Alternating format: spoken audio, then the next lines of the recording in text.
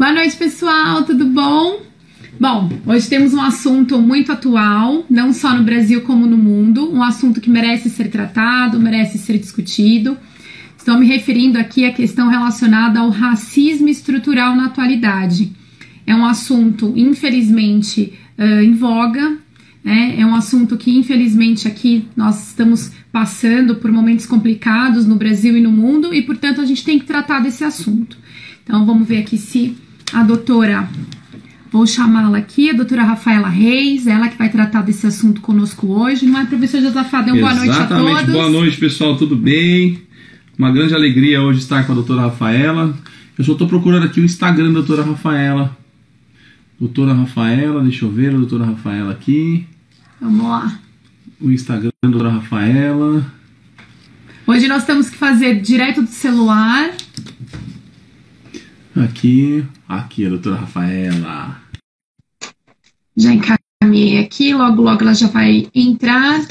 Tudo bom, Crisne? Boa noite. Acabei de ver que você entrou. Vamos receber a doutora Rafaela. Boa noite. Tudo bom? Boa noite, tudo bem? Eu vou bem, e vocês? Tudo bom. Tudo bem, doutora. graças a Deus. Prazer em conhecê-la, né? A gente conhece muita gente assim à distância, infelizmente. Vivemos esse momento aí que a gente não pode se abraçar, tentar se conhecer um pouco mais próximo, mas o importante é que a gente consiga aí discutir assuntos atuais e assuntos importantes da nossa sociedade. E eu estava já no início falando para o pessoal aqui que nos segue que o assunto hoje é racismo. A doutora Rafaela Reis gentilmente aceitou o nosso convite para falar a respeito desse assunto na noite de hoje.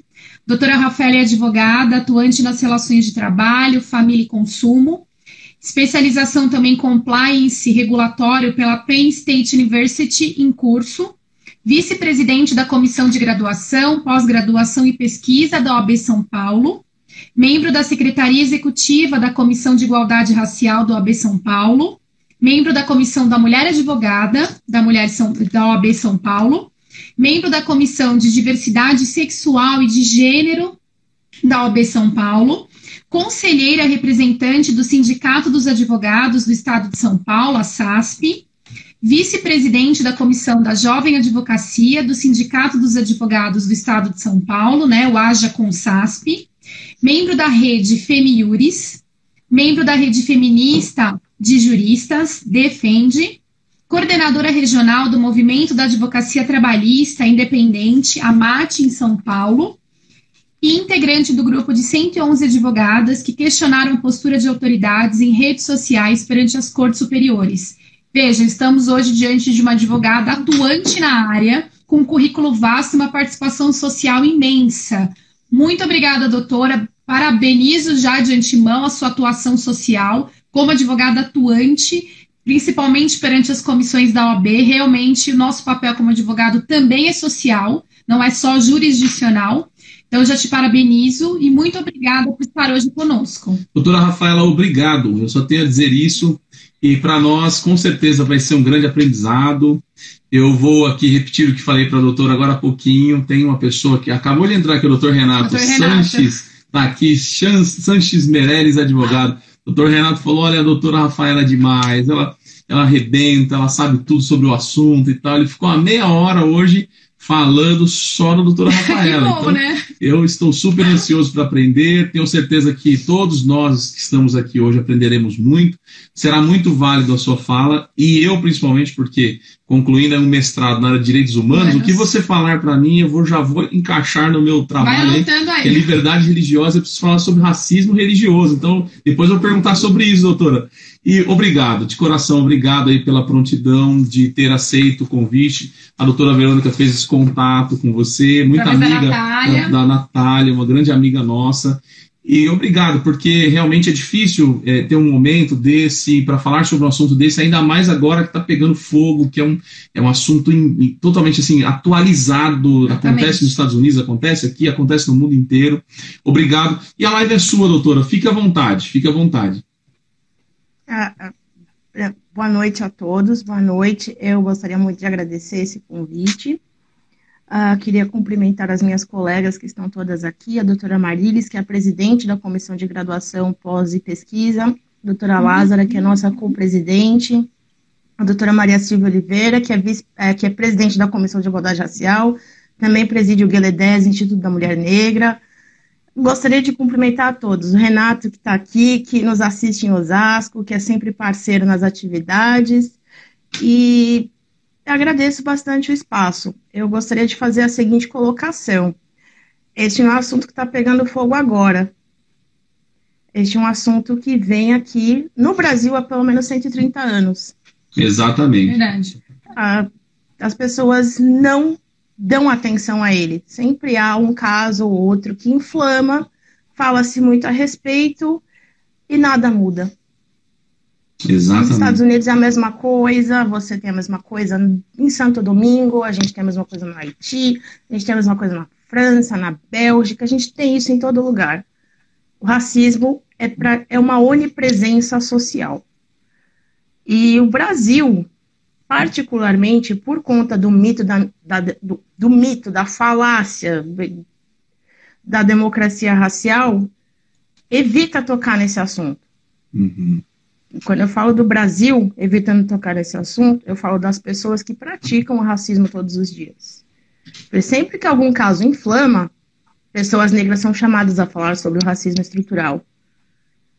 As pessoas brancas não costumam conversar sobre branquitude. Elas não costumam conversar sobre a série de comportamentos delas que alimenta essa estrutura discriminatória com base na sua etnia, na sua cor ou na sua raça. É importante que estejamos nesses espaços, não apenas para que as pessoas negras falem sobre o racismo, porque é algo um pouco cansativo para pessoas negras, é bem cansativo.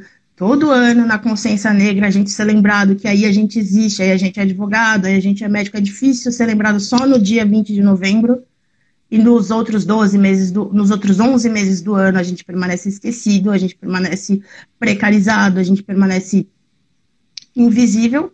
É um pouco complicado ser lembrado só nessas épocas e sempre ser esquecido. É necessário que as pessoas brancas comecem a avaliar bem o papel delas nesse sistema. Para isso, a gente precisa abrir um debate.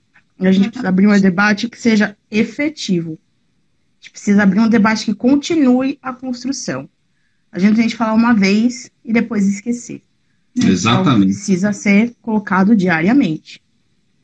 Senão a gente não vai progredir. A gente já está há 130 anos sem progredir. Estamos há 130 anos parados no mesmo lugar. Então, se agora as pessoas começaram a olhar esse assunto com um pouco mais de seriedade, é preciso que o passo seja dado mais à frente, que a gente não fique só no discurso. Por isso que eu sou bastante atuante na OAB, porque é um espaço onde as pessoas sempre dizem que elas nunca encontram pessoas negras para palestrar de X, Y, Z. O problema é que quando a gente está aqui ocupando esse espaço institucional, a gente percebe que, mesmo aqui dentro, a gente fica invisível e invisibilizado. Por mais que a gente tenha aqui pessoas que são mestras, doutoras, já estão atuantes em determinadas áreas há mais de 30 anos, essas pessoas nunca são chamadas. Para a área tributária, por exemplo, a gente tem a doutora Maria Silvia, ela é presidente do GLE10 há 30 anos, ela atua com direito tributário voltado para relações étnico-raciais há 30 anos. Mas a gente não tem uma palestra para a Comissão de Direito Tributário onde Maria Silvia seja convidada. Maria Silvia é convidada para falar de relações raciais. Entendi. É difícil, a gente precisa sempre ocupar esse espaço, a gente precisa sempre lembrar as instituições que nós existimos, até que elas realmente ouçam, olha, eles existem. Olha, eles precisam entrar nesses espaços. É difícil, é uma conversa difícil da gente ter. Imagina. Principalmente quando a gente tem e os ouvidos são moucos.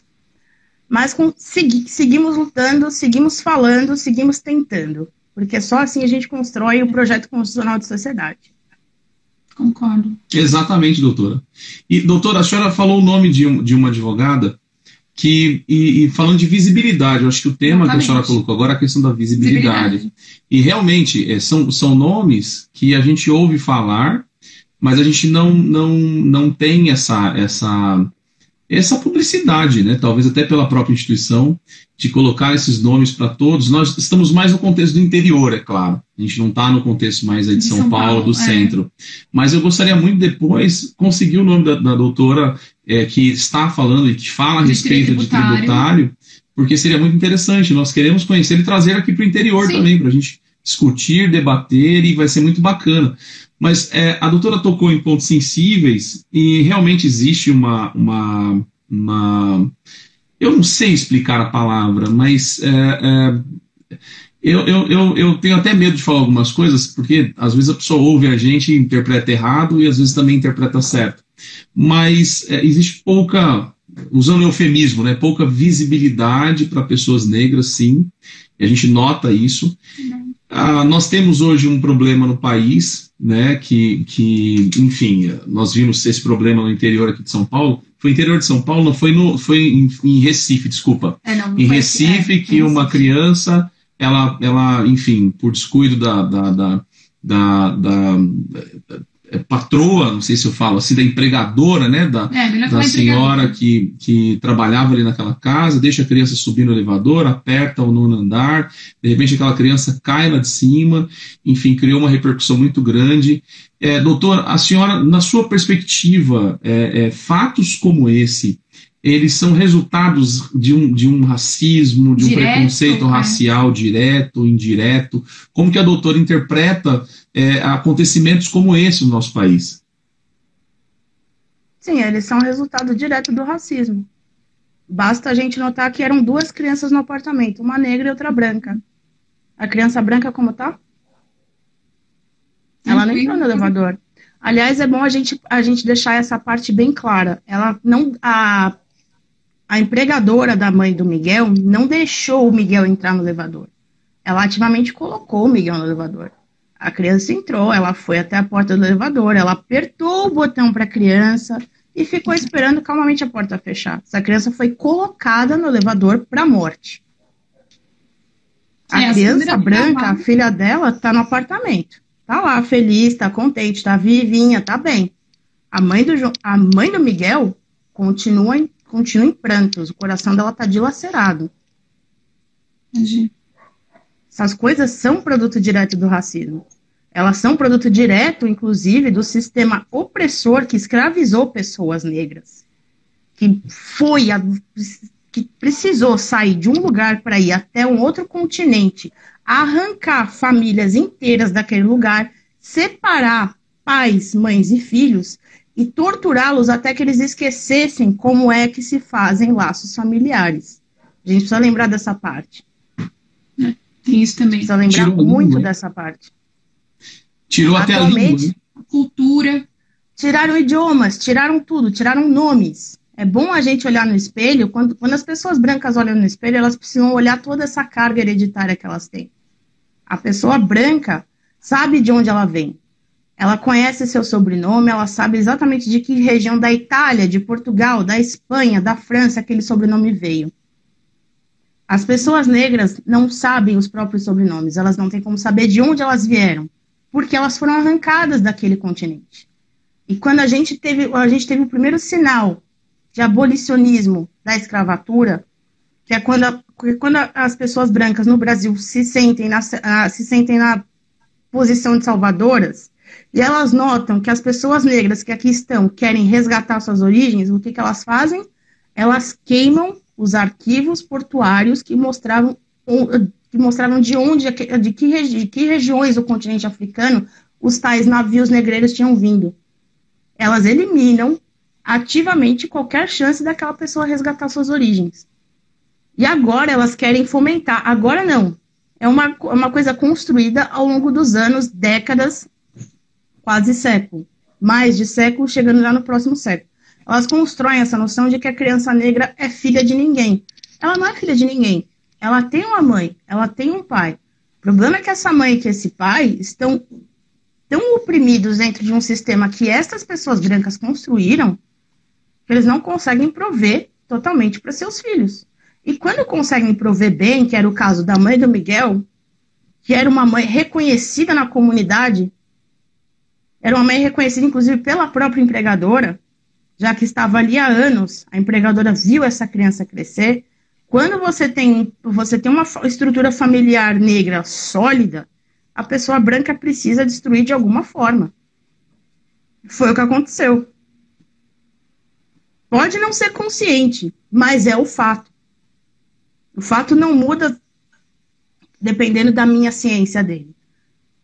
Eu ciente ou não de micróbios no ar, eles estão aqui. É por isso que o Covid existe. Eu ciente ou não que tem Covid no ambiente, o Covid vai me atacar. Não vai deixar de existir. Assim. O racismo é isso. É importante que a gente esteja nessa live, porque eu tô vendo que eu tô diante de duas pessoas brancas. Uma eu identifico certamente como branca. Outra eu identifico que tem uma herança negra. Sim. Por que pardo? Eu não sei, doutora. Colocam para mim lá para colocar. Identificam ele como pardo, exatamente. Você vê que isso está até nos formulários. Nos documentos oficiais. Documentos oficiais. Mas engraçado, na certidão de nascimento é branco. Mas quando tem. Eu não sei qual o documento oficial, já está pardo. Não sei se foi do Exército, já pardo. Então você vê que tem os documentos oficiais do país colocam esse termo. E é interessante, que eu ia fazer uma pergunta para a doutora em relação a isso, que eu ia chegar na questão do pardo agora. Eu assisti um documentário que me tocou até um filme e tal, e eu vi que falava a respeito da mesma coisa, a questão dos estupros das negras no país, não só aqui, mas em toda a América. Então veio aí essa miscigenação do filho da negra com o patrão, com o dono da fazenda, com o senhor da fazenda. É daí que vem essa noção do pardo, daí que vem esse termo, ideia, é um preconceito mesmo essa palavra. A palavra pardo, ela vem de uma classificação sociodemográfica muito anterior à existência do IBGE e ela faz parte do projeto de branqueamento do Brasil. Ela serve para designar as crianças que ainda não chegaram a ser 100% brancas, mas que se continuarem vivas, se tiverem uma certa estrutura, podem eliminar o ser negro do território nacional. Ela continua sendo utilizada pelo Estado. Ela continua sendo incorporada pelas pessoas como um status. Sim. Tem muita gente que se chama de pardo para não se chamar de negro, porque entende no seu inconsciente a carga negativa que essa palavra tem. E não quer se associar, não quer se apropriar dessa identidade, mas continua abraçando a identidade extremamente pejorativa que lhe foi dada pelo Estado em 1910, eu não me lembro exatamente quando essa política de branqueamento foi instituída. Ela é já do século XX. Tá. Ou XXI. Tá. Então é algo relativamente recente, digamos, tem um século aí. Não é tão recente assim. Se a gente for parar para pensar a linha do tempo racista no Brasil, ela começa com a abolição. A abolição é de 1800 alguma coisa. Sim. A gente não está tão longe. Então a gente tem essa abolição, a gente tem a legislação que proíbe as pessoas negras de frequentar a escola, de não estar na rua sem portar uma carteira de trabalho, uma carta do chefe. A gente tem essa estrutura legislativa de opressão. E, ao mesmo tempo, a gente tem um projeto político de eliminar as pessoas negras. Como é que a gente faz isso? Primeiro, a gente reprime violentamente a presença da pessoa negra no espaço público. É daí que vem a negativa de acesso à educação, a negativa de gozo do espaço público. Se você não estiver aqui a serviço de alguém, você vai apanhar. A gente precisa lembrar dessa parte. A gente tem legislação aqui de 1830, de 1903, dizendo para a polícia militar, esta que a temos hoje matando crianças e adolescentes negras, dizendo para a polícia militar que se a pessoa negra for pega na rua sem uma carteira de trabalho assinada, ela pode apanhar. A punição deve ser aplicada de imediato. Tá. A gente tem essa sistemática de exclusão, enquanto a gente também tem essa coisa de inserir as crianças que são mais clarinhas, mais aceitáveis, no contexto eurocêntrico, para que elas comecem efetivamente a exterminar estas indesejáveis, estas pessoas pretas do espaço. Isso é internalizado. Temos uma pergunta ainda nessa toada do Dr. Renato aqui. Quer ler a pergunta do Dr. Renato? Vamos ver se eu consigo enxergar Consegue, sem óculos. É difícil. Doutora Rafaela, outro dia falava com a doutora Lázara Carvalho a respeito das nomenclaturas. Que é a nossa presidente da OAB, também da comissão que versa sobre esse assunto. Exatamente. Das nomenclaturas branco e não branco. Branco e não branco. Poderia elucidar aos que acompanham sua exposição? Excelente pergunta. Boa pergunta, doutor Renato. Bom, a pessoa branca é a pessoa branca. Dispensa explicações. A pessoa não branca é a pessoa que, por mais que tenha essa mistura em si, ela não pode ser identificada como branca. É o caso da pessoa árabe. É o caso da pessoa que se identifica como parda. Ela não é branca, ela também não é parda. Essa seria uma pessoa preta, mas ela não se identifica como preta. Então, a gente, para tentar conciliar os sentimentos com as realidades, a gente pode chamar essa pessoa de não branca. Quando a gente refere o não branco, a gente refere a amálgama de pessoas que não são brancas e estão oprimidas por essa chamada branquitude. A gente refere os indígenas, a gente refere os asiáticos, que também são extremamente estereotipados por aí. A gente refere todo mundo que não se encaixa naquela visão eurocêntrica de ser. Quando a gente pensa no racismo no Brasil, a gente não está nitidamente, né, doutora, tratando só da questão do negro, mas quantas outras, o próprio árabe, os índios, enfim, são tantos outros exemplos que a gente poderia tratar aqui. Chinês, que agora dos asiáticos, de uma maneira geral, são chamados de amarelos, e assim vai. Então, a gente tem que tomar cuidado com essa classificação. Essas nomenclaturas são péssimas, né? Eu entendo que o Brasil tem uma estrutura discriminatória voltada às pessoas arábicas, às pessoas asiáticas, às pessoas indígenas. Mas você não vê uma estrutura tão determinada a exterminar essas pessoas do território nacional quanto você vê para as pessoas negras. Sim. Você não vê a polícia militar invadindo a aldeia indígena que tem ali na Serra da Cantareira para matar as pessoas, para cercá-las num beco e fazer com que elas se pisoteiem até a morte. Você vê isso em Paraisópolis. Você não vê a polícia militar parando em frente a aldeias que tem no Tucuruvi. Você vê a polícia militar fazendo isso aonde? Na zona leste de São Paulo. Exatamente. Você vê essa licença para matar do Estado, você vê essa naturalização da classificação da pessoa como menos quando se trata de uma pessoa negra. Há ainda um certo temor reverencial para discriminar uma pessoa asiática. Há um certo temor reverencial para discriminar uma pessoa arábica. Há um certo temor reverencial para discriminar uma pessoa indígena. Mas o racismo contra pessoas negras, ele é descarado. Ele é tão descarado que as pessoas gostam de falar, não, mas não tem racismo, é contra todos. O racismo contra a pessoa negra é tão descarado que quando a pessoa negra diz que vidas negras importam, a pessoa branca precisa falar em cima dela que não, todas as vidas importam. É necessário tirar a voz da pessoa negra neste nível.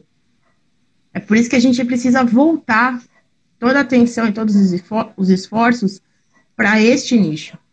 Porque enquanto outros ainda têm o mínimo de preservação, as pessoas negras estão expostas há mais de um século.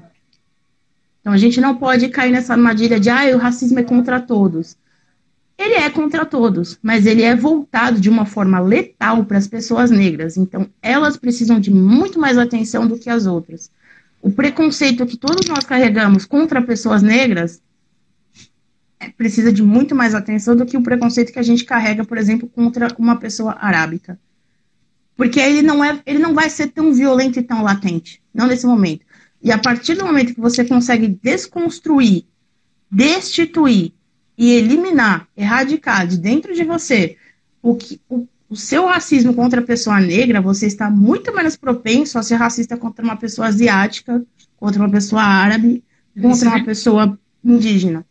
Então, é necessário manter o foco nas pessoas negras. A gente não pode fazer isso. Fazendo isso, falando, o racismo contra todos, a gente está, apagando a voz negra e está gritando racismo. 2, reforçando o racismo que já existe. 3, eliminando a discussão. Aí a gente volta para estaca zero. A gente pode até desligar a live e ir embora, porque não tem sentido, não tem razão de ser a gente continuar essa conversa se a gente está neste lugar. A gente precisa ter foco. E, doutora, até pela história, né?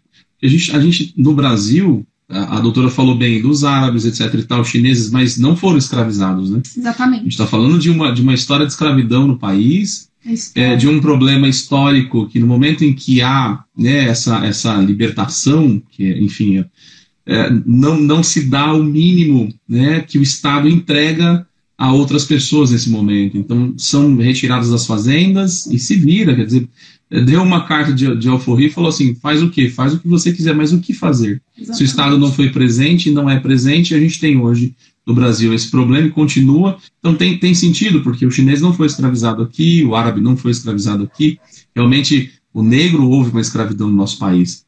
Então há sim aí políticas públicas que devem existir, ou deveriam, né? Deveriam existir e até para trazer o que a gente talvez alguns falam até utopicamente deseja, que é a equidade e a igualdade entre as pessoas.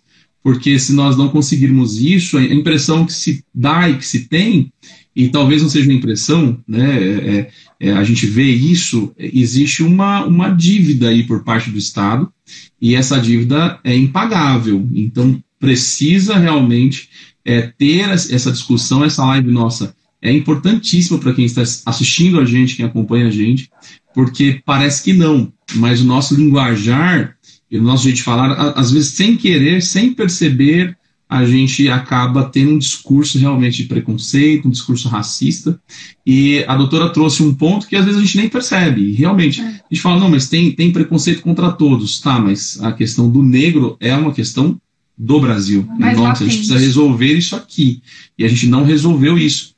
Quando a gente pega esse caso que a gente começou falando, do Miguel, que morreu, eu estava assistindo uma reportagem no dia que aconteceu isso, e várias jornalistas negras de um canal de televisão X, para a gente não fazer aqui nenhum merchan, e elas falavam, doutor, a respeito de momentos em que elas, como negra, né, são preconceitos.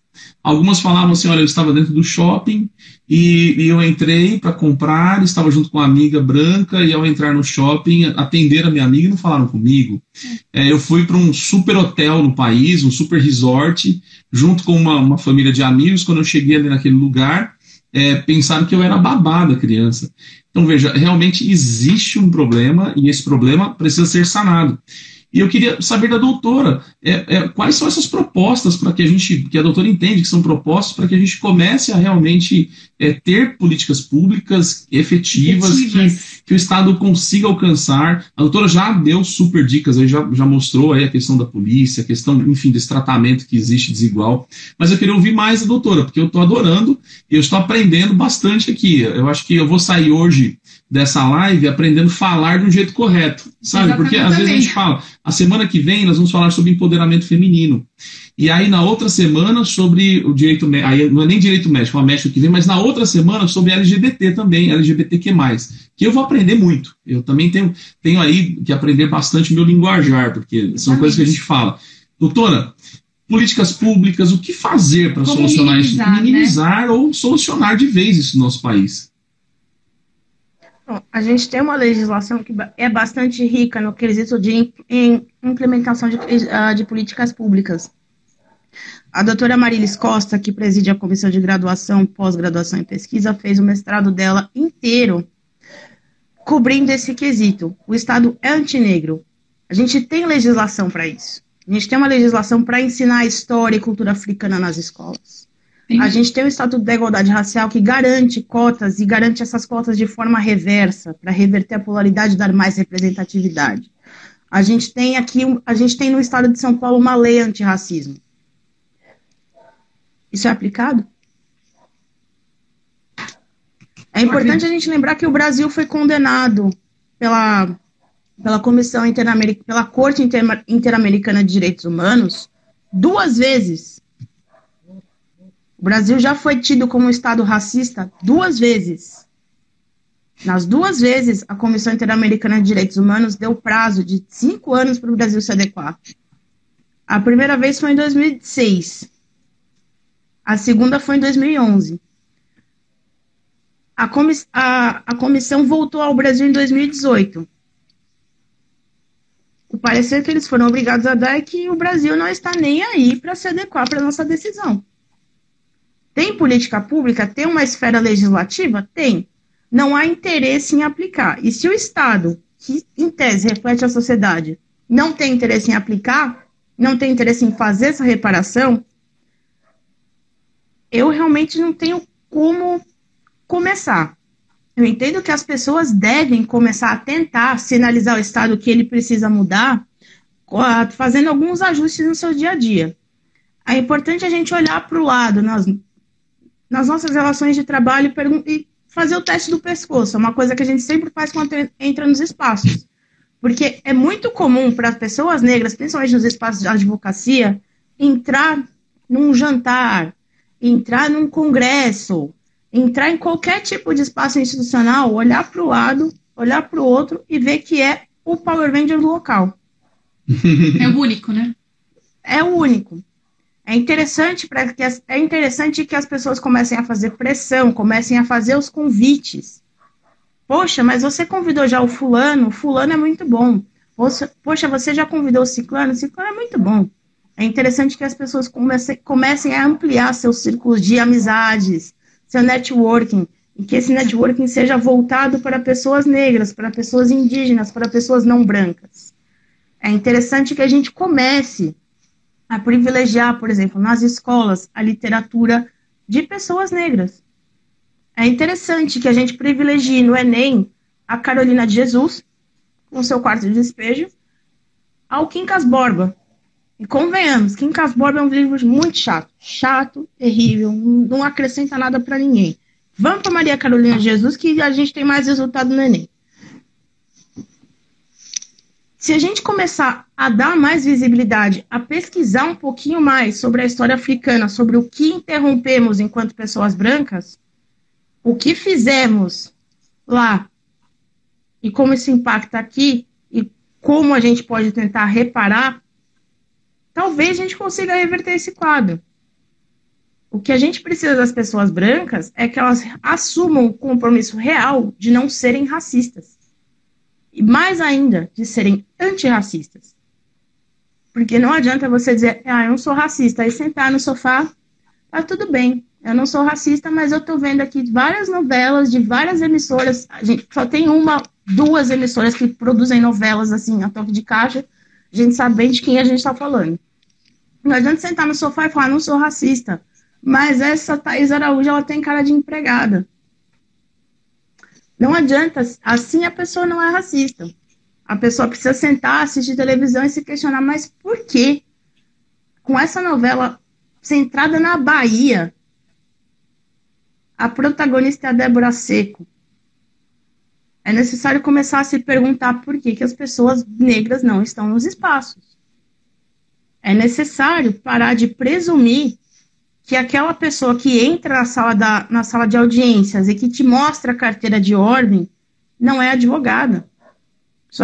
Eu já perdi a conta de quantas vezes isso aconteceu comigo. Inclusive, para mim, a pandemia tem sido um alívio, porque assim, eu não entro na sala de audiências e não tenho que escutar uma variante dessa. Nossa. Eu já estou mais que acostumada a ter que dar a resposta atravessada para advogado ou para juiz, que me fala, mas sua advogada está chegando?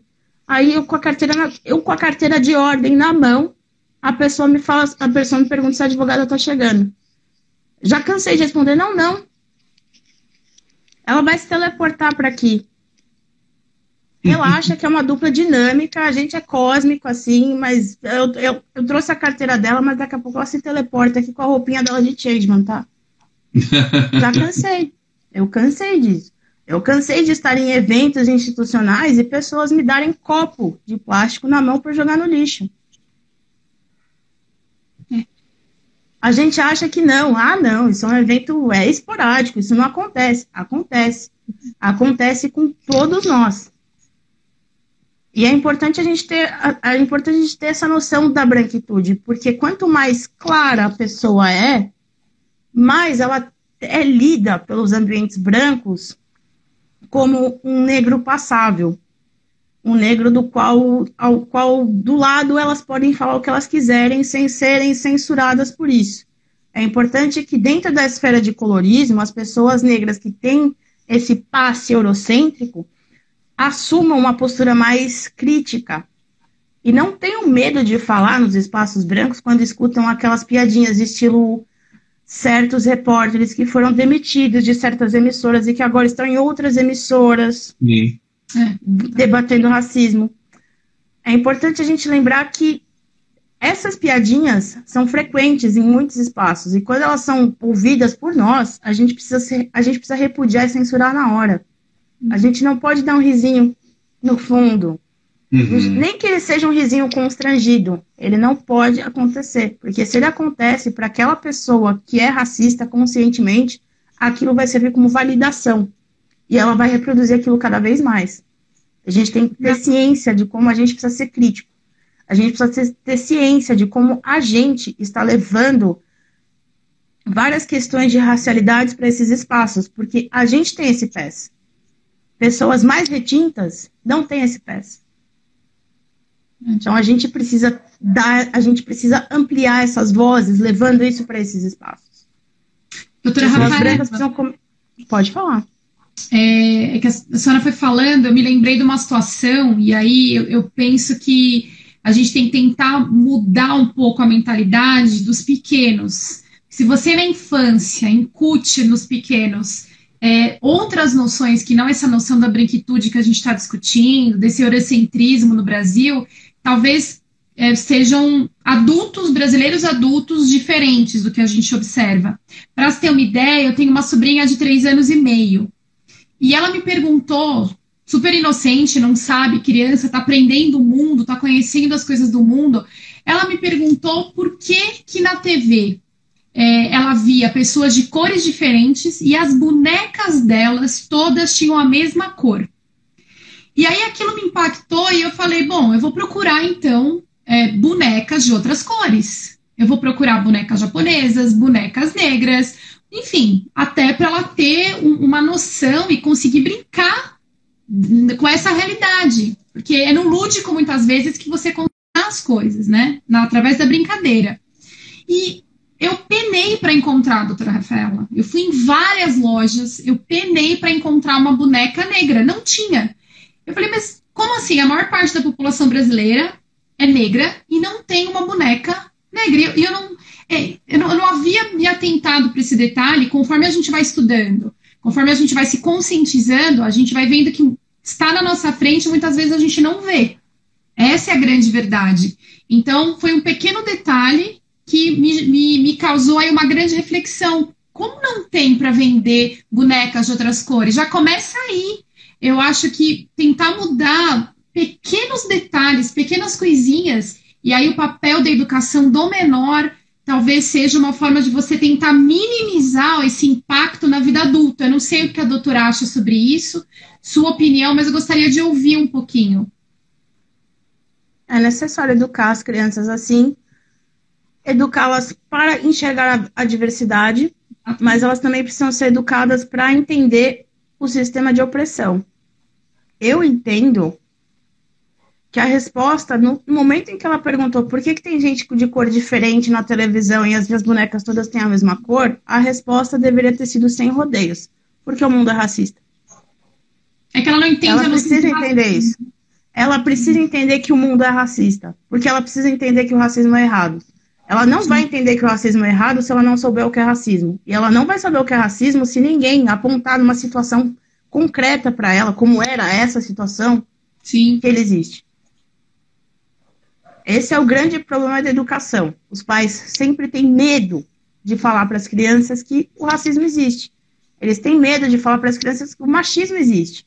E quando os pais têm medo de falar que o machismo existe, eles acabam criando uma masculinidade tóxica na criança.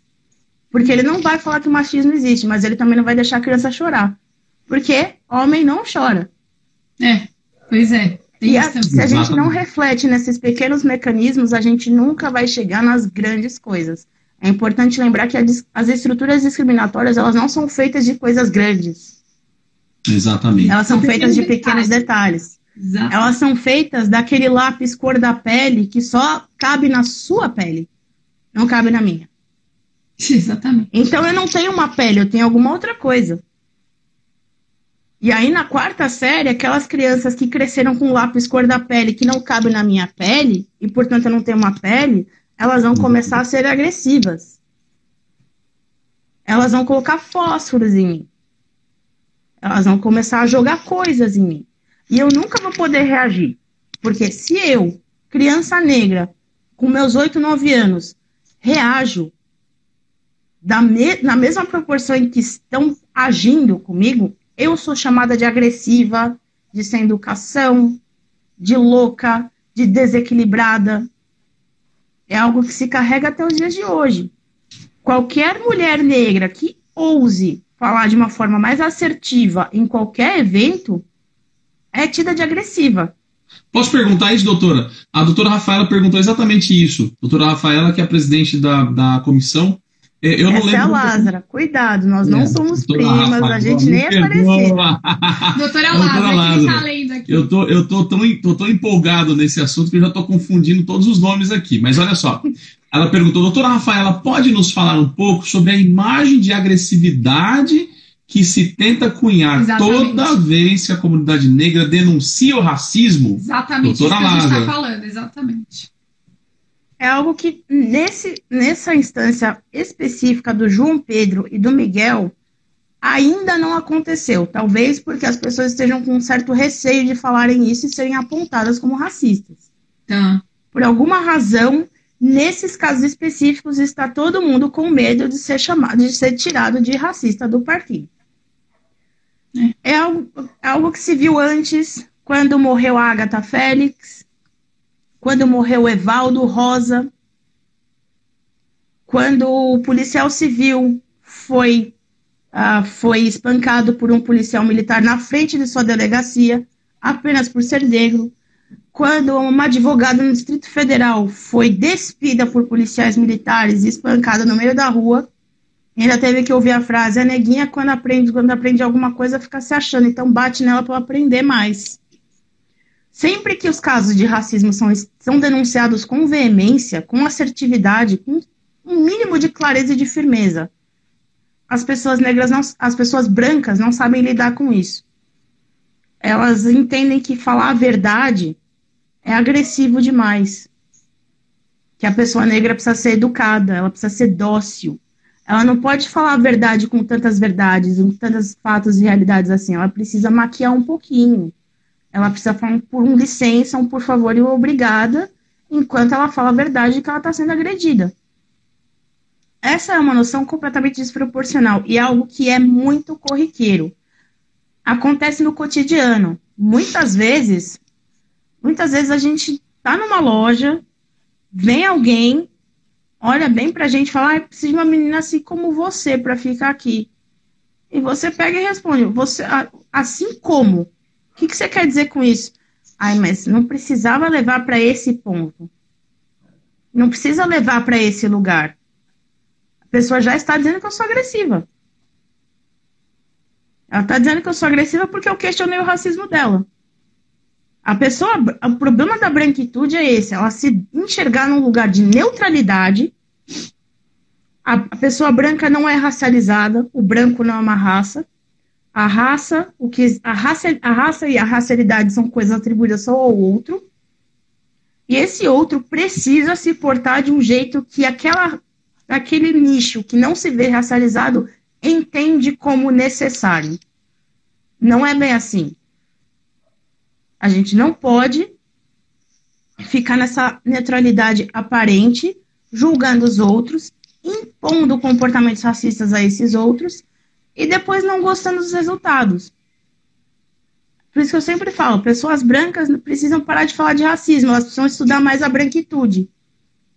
Estudando mais a branquitude, a gente presta mais atenção no que a gente está fazendo que é racista. E aí a gente para um pouco. Não digo que a gente consegue parar totalmente de ser racista. Não dá. Depois de 130 anos de fazer e acontecer, falando ainda mais, isso sem falar dos anos anteriores. A gente está falando dos 130 anos de abolição. Vamos não lembrar do que aconteceu da abolição para trás. Da abolição para trás não são só 130. Pode colocar aí seus 400 anos coisificando determinado nicho. Exatamente. Não era só escravizar, era coisificar, era colocar a pessoa negra no lugar de coisa. A pessoa negra era o criado mudo. A pessoa negra era o mancebo, que é outro móvel que a gente esquece, que é nomeado a partir da escravidão. O mancebo era o escravo que ficava lá segurando o casaco. Esse é o mancebo. Para este não tem outro nome. Até hoje ninguém fez outro nome para o mancebo. Como é que a gente chama isso? Toda casa tem um. Todo mundo chama de mancebo. Alguém lembra por quê? Não, vamos deixar isso para lá. Mas sempre que a gente chega numa festa, uma pessoa negra parada num canto, o que a gente faz? Tira o casaco e joga ali. A noção está no inconsciente e ela está tão internalizada que a gente não questiona mais o porquê. Por isso que a branquitude precisa ser muito estudada. Para que a gente comece a ouvir quando uma pessoa negra denuncia o racismo. E não julgue, não rebata de imediato que a simples denúncia é agressividade. Não é. Eu acho ainda pior quando as pessoas tratam essa agressividade da denúncia fazendo comparação com alguém que elas conheçam, que é negro e que tem um jeito mais soft de falar. Porque aí a pessoa é duplamente racista. Ela, primeiro, colocou aquela mulher, aquele homem negro, num lugar de agressivo, num lugar de animal selvagem, e aí ela pegou uma outra pessoa negra e colocou no lugar de docilidade, colocou no lugar de pet da casa. Tudo isso para manter a neutralidade aparente dela de não ser questionada nos comportamentos racistas. São pequenas coisas, são detalhes que pessoas brancas exibem em seus comportamentos, palavras e gestos e pensamentos todos os dias, o tempo todo o tempo, e nos quais elas nunca param para pensar. Elas nunca entendem o quanto isso afeta as pessoas. Você colocar uma mulher negra no lugar de... Só um instantinho, essa eu preciso terminar. Quando a gente coloca uma mulher negra no lugar de agressiva, a gente está silenciando médicas, silenciando advogadas, porque quando a gente é colocado no lugar de agressivo, a gente desiste de falar, a gente desiste de tentar. Aí a gente não vai para a escola, a gente não vai para a faculdade, a gente não vai para o mestrado, a gente não faz. A gente vai ficando cada vez mais numa caixa de silêncio. É uma das piores agressões que se pode fazer, prender uma pessoa dentro dela mesma. Exatamente. Eu ia perguntar o seguinte, por que tanta vergonha, né? Às vezes na família, eu vejo muito isso, e acompanho de perto muito isso em familiares e tal. Tem ali, às vezes, um pai negro, tem um avô negro da família, e aí depois tem esse clareamento, né? Não sei como é que a gente chama isso, um branqueamento, porque vai casando com pessoas brancas e tal, e tem vergonha de dizer que o pai era negro, que o avô era negro. E essa pessoa que é de uma família que tem um negro na família, às vezes é a pessoa mais racista que tem. O próprio pai chega, olha nas fotografias, olha o pai é negro. Olha o avô é negro. E a pessoa é extremamente racista, eu não gosto de negro, eu não gosto... de verdade, doutora já estudou isso? Por que esse comportamento? Bom, estamos numa sociedade racista. É uma sociedade desenhada para nos exterminar. É uma sociedade desenhada para nos colocar em lugares de coisa. É uma sociedade desenhada para fazer com que nós nos detestemos todos os dias, o tempo todo, todo o tempo. O tempo todo. Você olha para a televisão, você não se vê. Você olha para qualquer propaganda, você não se vê. Você vai para o shopping procurar uma roupa, você não se vê.